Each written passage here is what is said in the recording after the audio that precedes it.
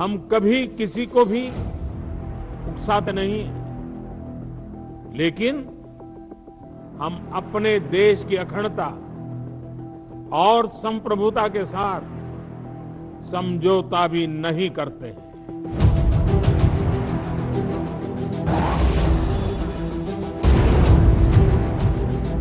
सरहद पर घमासान,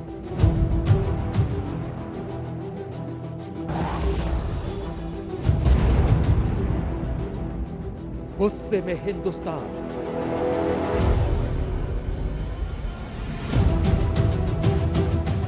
एक बहादुर अफसर समेत 20 वीर जवान खोए हैं हिंदुस्तान में। बिना किसी उकसावे के चीन की ओर से की गई इस हिमाकत का जवाब मांग रहा है हिंदुस्तान। प्रधानमंत्री मोदी ने भी दिया है बदला लेने का बयान। मैं देश को भरोसा दिलाना चाहता हूं, हमारे जवानों का बलिदान व्यर्थ नहीं जाएगा। अगले आधे घंटे में आपके सामने होगा एलएसी का हर एक्शन, सेना से लेकर कूटनीति और राजनीति की हर हलचल, साथ ही लद्दाख यानी ग्राउंड जीरो से भारत और चीन की तनातनी पर खास पेशकश।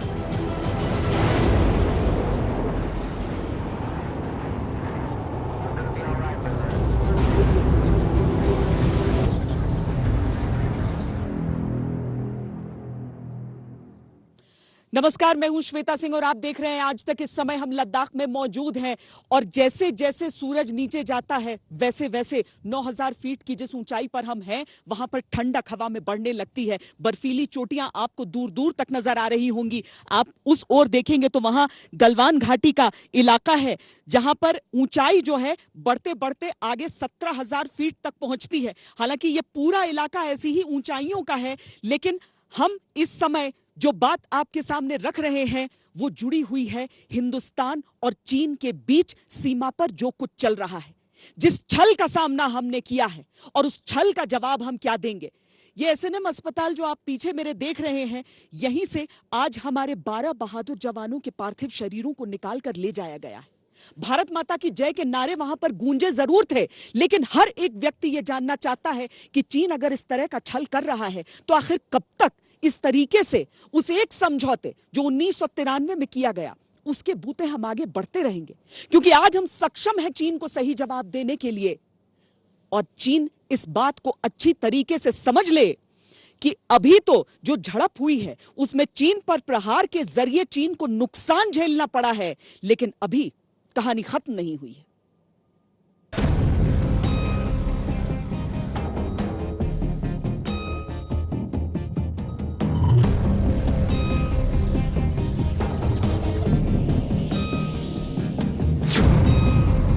भारत चीन सीमा पर अब आर पार।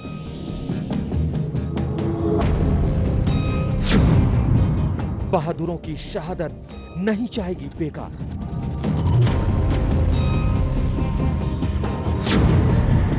बदला लेने को हिंदुस्तान तैयार। सीमा पर सीना जोरी अब चीन को महंगी पड़ने वाली है।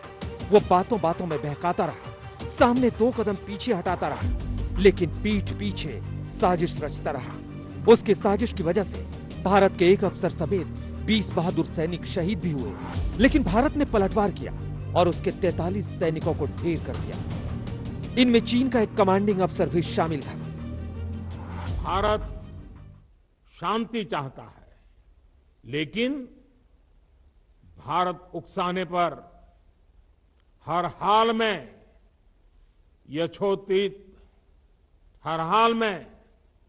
यथोचित जवाब देने में सक्षम है। और हमारे दिवंगत शहीद वीर जवानों के विषय में देश को इस बात का गर्व होगा कि वे मारते मारते मरे। प्रधानमंत्री का यह बयान ऐसे वक्त पर आया है जब सेना के हौसले बुलंद रखने की सबसे ज्यादा जरूरत है। साथ ही देश को यह जानने की उत्सुकता भी है कि सीमा पर आखिर क्या चल रहा है। जहां कहीं हमारे मतभेद भी रहे हैं, हमने हमेशा ही ये प्रयास किया है कि मतभेद विवाद न बने, डिफरेंसेस डिस्प्यूट्स में न बदले। हम कभी किसी को भी उकसाते नहीं हैं, लेकिन हम अपने देश की अखंडता और संप्रभुता के साथ समझौता भी नहीं करते हैं। शहीदों के सम्मान में 2 मिनट के इस मौन में शब्द बेशक ना हो, लेकिन चीन के लिए संदेश आईने की तरफ बिल्कुल साफ है। ना किसी की 1 इंच जमीन लेंगे, ना किसी को लेने देंगे। एलएसी पर चीन ने की धोखे से हिमाकत। अब हिंदुस्तान चीन को दिखाएगा पूरी ताकत। चीन ने क्या सोचा था? वो एलएसी पर कुछ भी करता चला जाएगा और भारतीय फौज देखती रह जाएगी। गए वो दिन। उसको उसी के अंदाज में जवाब देना भारत को अब अच्छी तरह आता है। गलवान घाटी में चीन की धोखेबाजी का जवाब उसने पूरी ताकत के साथ दिया और आगे भी देगा।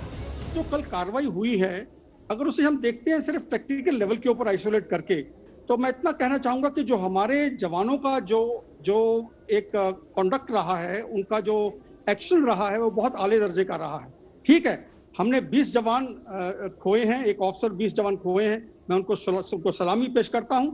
लेकिन देखिए, वो लड़े भी टाइगर्स की तरह हैं, शेरों की तरह, और 43 कैजुअलिटीज की हैं चीन के अंदर। तो अगर आप देखते हैं डबल कैजुअलिटीज अगर की हैं, तो टेक्निकल लेवल के ऊपर जो है हमारी एसेंडेंसी है। इस तरह की घटनाएं नहीं होनी चाहिए। इसीलिए 1993 से लेकर के आज तक हम इतने सारे पीस एंड ट्रैंक्विलिटी एग्रीमेंट्स ये वो बातचीत करते हैं, चीन के साथ बातचीत करते हैं। इसका मतलब चीन के कहने और करने में अंतर है, और इसीलिए इस तरह की घटनाएं हो रही हैं। नहीं तो सवाल नहीं पैदा होता। अब जब इस तरह की घटना घट गई, अब क्या करना है हमने देखना है। सबसे पहले हमने यकीन करना है कि अपना जो हौसला अफजाई है, हम लोगों ने अपनी जगह पे डटे रहना है। सवाल नहीं पैदा होता, जो हो गया सो हो गया।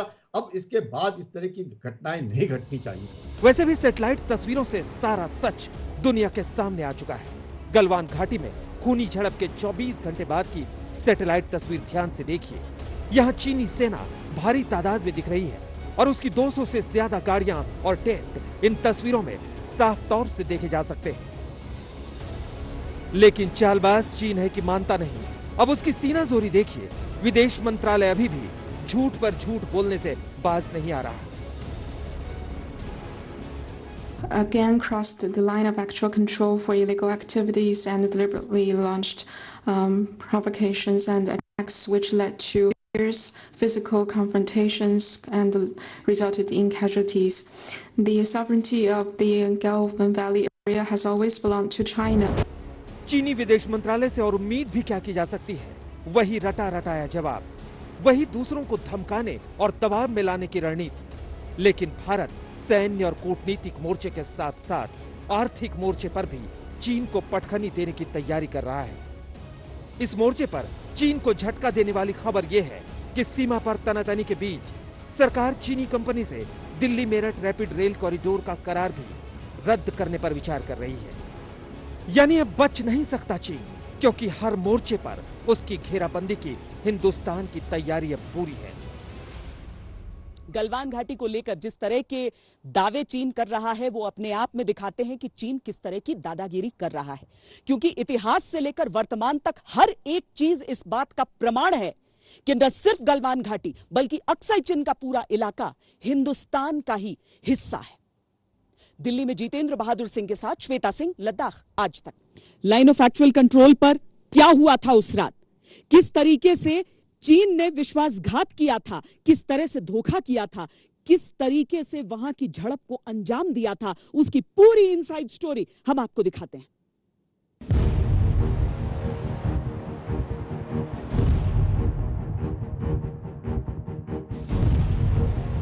कुछ ऐसे ही शी जिनपिंग की सेना ने विश्वासघात किया।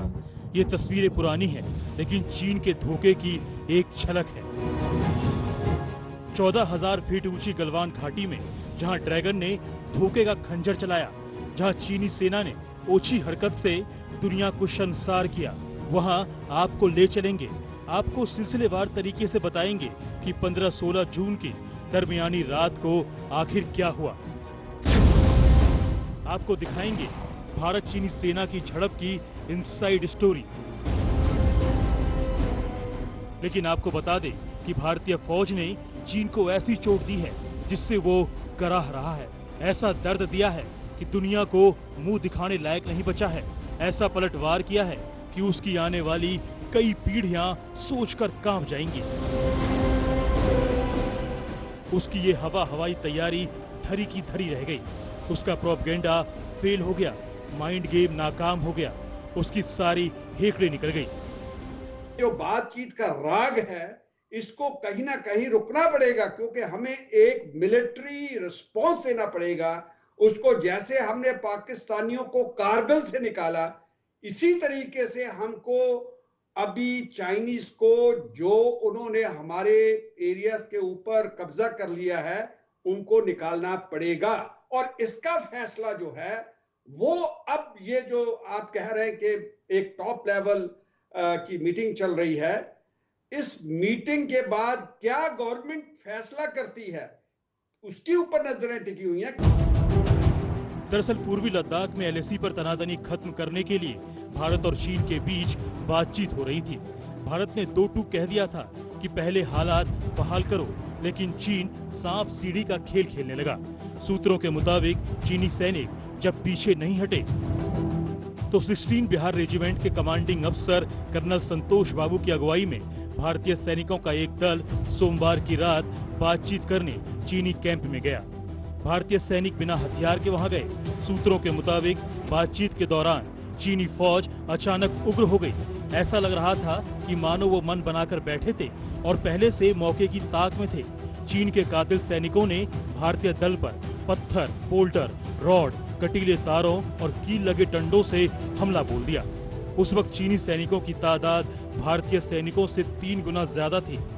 कल की घटना जो हुई, कल रात की, देर रात की, परसों शाम की, उस घटना में भी इनके जो ट्रूप्स ये पीछे से आए, ये गाड़ियों में ये पूरा सामान लेके तैयार थे, ये किसी मंसूबे से आए थे। और यही मैं बोल रहा हूं और जो बाकी विशेषज्ञ बोल रहे हैं, ये एक सब टैक्टिकल लेवल पे विश्वासघात है। जबकि आपकी बात 6 जून को हुई एक लेफ्टिनेंट लेवल, उसके बाद इन चीजों को थोड़ा पीछे। चीनी सैनिकों के हमले में जख्मी कमांडिंग अफसर कर्नल संतोष बाबू को लेकर कुछ सैनिक किसी तरह वहां से हट गए, लेकिन सूत्रों के मुताबिक कई घायल सैनिक वहीं फंस गए। सूत्रों के मुताबिक करीब 40 मिनट बाद एक मेजर और एक कैप्टन की अगुवाई में भारतीय सैनिकों ने जोरदार पलटवार किया। 43 चीनी सैनिक मारे गए। सूत्रों के मुताबिक भारत का जवाब इतना तगड़ा था कि इस घटना में चीन का भी एक कमांडिंग अफसर मारा गया, जो कि झड़प की अगुवाई कर रहा था। शुरुआती हमले में जरूर भारतीय सेना को नुकसान हुआ, लेकिन उसके बाद भारतीय सैनिकों ने भूखे शेरों की तरह चीनी सेना पर हमला बोल दिया और अब तक की जानकारी के मुताबिक चीन के 40 से ज्यादा सैनिक मारे गए हैं। भारतीय सेना को भी अपने 20 सैनिकों को खोना पड़ा, जिसमें कमांडिंग ऑफिसर भी शामिल हैं। चीन के नुकसान का अनुमान इससे ही लगाया जा सकता है कि चीन बॉर्डर पर स्ट्रेचर, एम्बुलेंस के जरिए घायल मृतक सैनिकों को ले जाने लगा। इसके अलावा गलवान नदी के पास चीनी हेलीकॉप्टर की हलचल बढ़ गई, जिसके जरिए चीन अपने सैनिकों को ले गया। सूत्रों का कहना है कि यह हिंसक झड़प श्योक नदी के ऊपर टीले पर हो रही थी। इसी वजह से कई भारतीय सैनिक नदी में भी गिर गए। कई जख्मी सैनिक तो 0 से कम तापमान की वजह से जख्मों से उबर नहीं पाए और सरहद की रक्षा करते हुए बलिदान हो गए। गलवान में 20 सैनिकों की शहादत को हिंदुस्तान कभी नहीं भूलेगा। चीन ने बेशक अपने नुकसान पर खामोशी की पट्टी बांध ली हो, लेकिन भारतीय सेना ने अपने आधिकारिक बयान में साफ कर दिया है कि कितने सैनिक वीर गति को प्राप्त हुए हैं।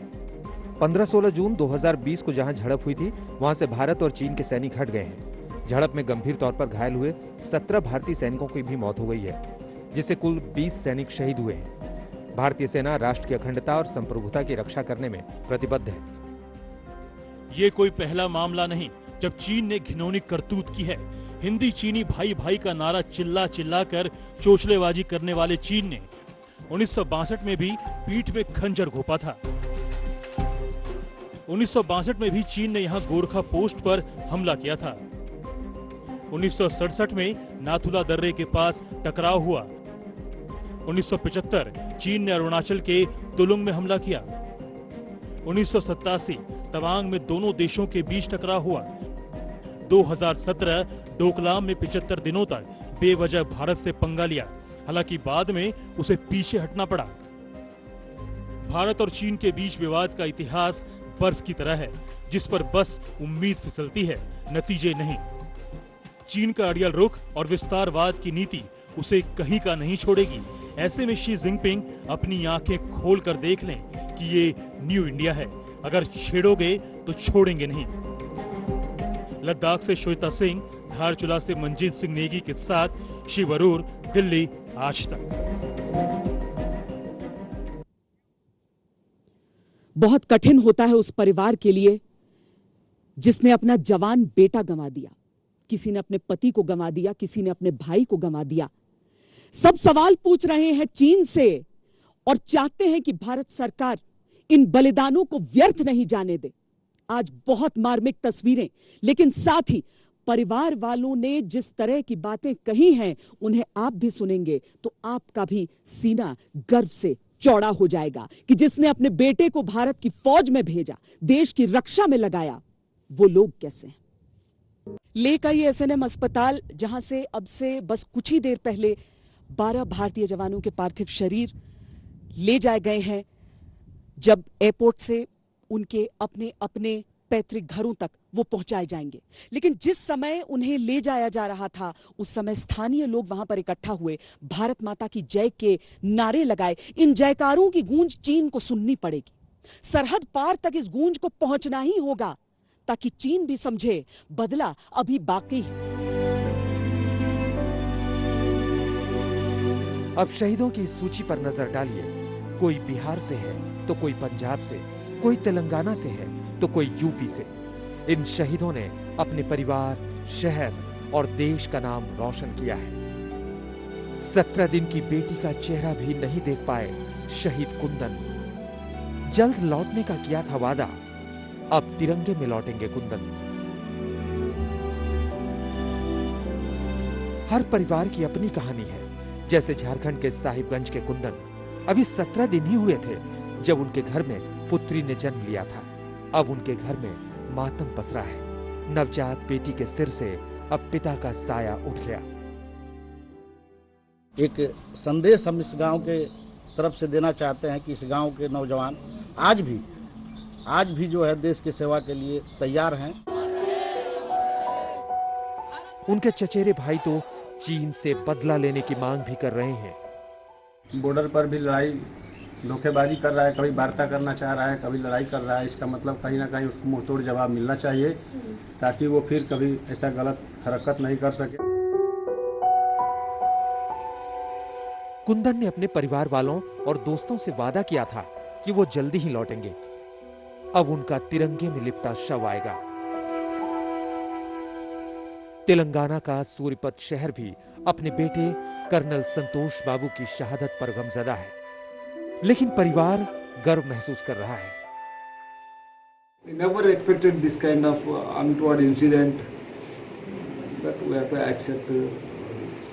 Finally, okay, as a parent, I have my own grief and my deep worry. As a citizen of India, as a defense family person, I feel proud of my son.